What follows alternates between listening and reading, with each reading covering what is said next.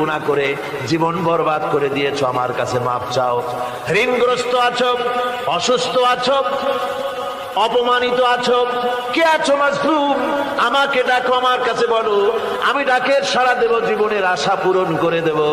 ওই সময় যেই সমস্ত লোকেরা কাঁদে তাহাজ্জুদের নামাজ পড়ে, আল্লাহ জিজ্ঞেস করেন ফেরেশতারা, অমুক অমুক দেশে অমুক অমুক বান্দারা কাঁদে কেন? ফেরেশতারা বলে, রব্বুল আলামিন তুমি তো ভালো করে জানো। আল্লাহ বলেন, জানি, তবু তোমাদের মুখে শুনতে চাই। তারা বলে, রব্বুল আলামিন তোমার এই বান্দা গুনাহ করেছে, গুনার জন্য মাপ চায়, জাহান্নাম থেকে বাঁচতে চায়। আল্লাহ পাক বলেন, ফেরেশতারা আমার এই বান্দারা আমারে দেখেছে নাকি? বলে দেখে নাই।